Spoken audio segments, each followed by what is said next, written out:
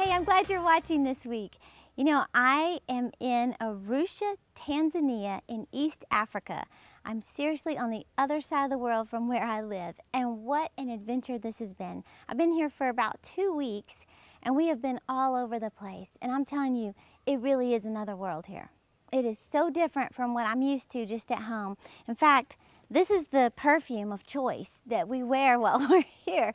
It's called Repel, insect repellent, and everywhere you go, I mean, you just have to like coat yourself in this. So we all smell lovely.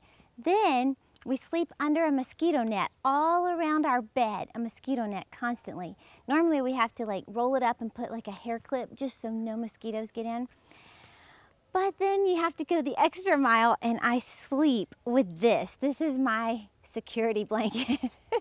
This flashlight, and any little noise I hear, man, I'm fast with it. I whip that thing on and I'm looking around the room because there's lizards in the room, lizards in my bathroom.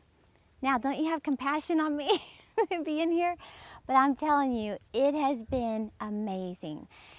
You know, just getting on the bus with the group of people that I came with, this whole team that came with me from the USA and some from Australia, just riding around town.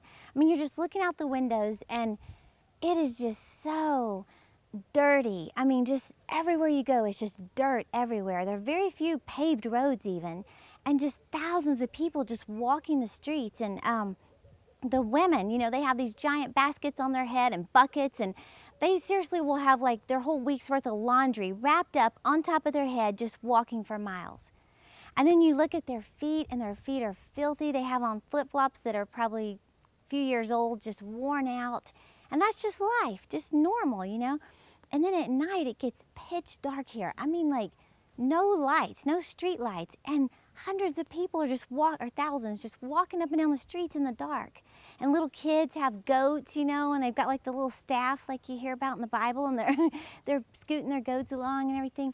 It's just such a different world. But one day, well, several days, we went to orphanages, which just melts my heart. And, you know, we visited all these different orphanages, and one of them, it took us hours to get there. We finally get to this orphanage, and we couldn't even drive up to it because the roads were so bad. So we had to park the bus, get out, and walk to the orphanage. Seriously, in the middle of nowhere. There is no civilization anywhere around them. We get to the orphanage, and all these little kids come running out, and oh my gosh, you talk about touching your heart. They had these little blue uniforms on, and their clothes were all ripped and dirty, and they were so happy though to see us. And I don't think they'd ever seen, you know, strawberry red hair, and they're just staring at my hair, and I don't think they'd ever seen freckles, and they're just looking at my arms, looking at all the little freckles, probably confused, like why I have spots all over me. But they just, oh, they would just let us hug them and kiss them. And we brought all these toys. We brought backpacks with educational supplies in them to help them, you know, go to school and just to help prepare them to have a future. Well, I mean, they were so excited, even for just a little, you know, baby doll, a little plastic baby doll that a kid from America would think is just junk. They just hold on to it, and they're so grateful. And then as we're leaving, you know, it was just so sad to see them all standing there just waving, and we're all on the bus crying. We don't want to leave them. Well, anyway, we get back to where we're staying, and I walked in. I mean, we were filthy because we had been out all day. It's so dusty here. I mean, it's just constantly dusty. And I mean, you're just filthy. Seriously, you have dirt all over you. And we get back to where we're staying. I walk in, and there's no electricity. So I'm like, great, got my pocket flashlight, you know. Then I go to take a shower. I am just counting down to take a shower. No hot water. It's just ice cold. And I just wanted to complain and complain. I was like, you've got to be kidding me. We're all supposed to meet for dinner in 1 hour. I'm filthy, I'm dirty, and there's no water, no electricity. Finally, me and my daughter came up with a solution. I leaned over the bathtub, and she just poured, you know, a bottled water over my head, and we washed my hair. Well, anyway, it just dawned on me. Here I am complaining about not having a hot shower when I'm about to go to dinner where somebody's preparing my food. I have food. And then when I get done, I'm going to come back and get in a bed. Even though it has a mosquito net, I'm going to get in a bed with covers and sleep. And then I'm going home to, you know, civilization. But it just dawned on me, here I am complaining, and there's those precious little orphans who seriously sleep on a hard floor. I mean, I saw this for myself. The place where they go to the restroom is a hole in the ground. I had to use it. A hole in the ground. And that's just the way they live. And they're so grateful for anything. And you know, I really felt convicted and I asked God to forgive me. But it just made me think of perspective again. That when you put your life in perspective, it makes you stop complaining. And you know, complaining will keep you in bondage. It's the truth. Look at the Israelites. They circled the same mountain for 40 years when it should have taken 11 days. Why? Because they just kept complaining. Nothing was ever right. Nothing was what they wanted.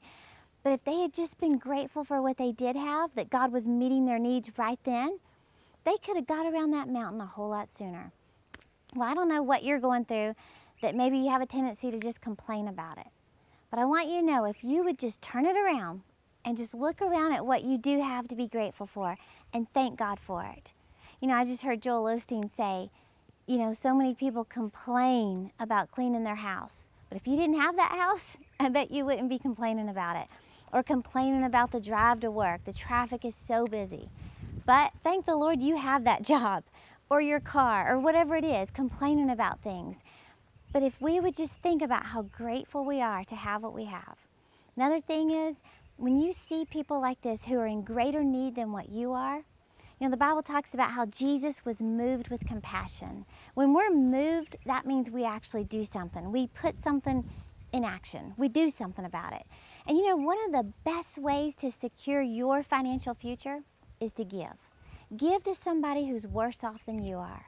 And you know, those of you who've been supporting me, I want to say thank you, because you're not only sending me here to Africa, to Tanzania, to help invest in these precious little orphans, the widows, the water wells, all the things that we're partnering with other ministries and doing here.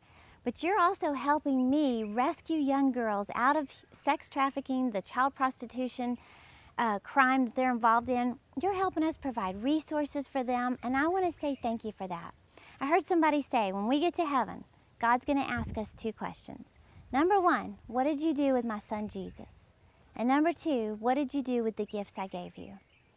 The best thing you could do to not only secure your financial future, but to get you out of the mess that you may have found yourself in, to answer all the questions that you have, the prayer requests that you're crying out for healing, whatever it is, the best thing you could do is find somebody who's in greater need and give to them. God always rewards obedience, and He never forgets a seed sown. Thank you for sowing into this ministry, and I can promise you, you're making a difference all over the world. Thank you for watching, and I'll see you next time.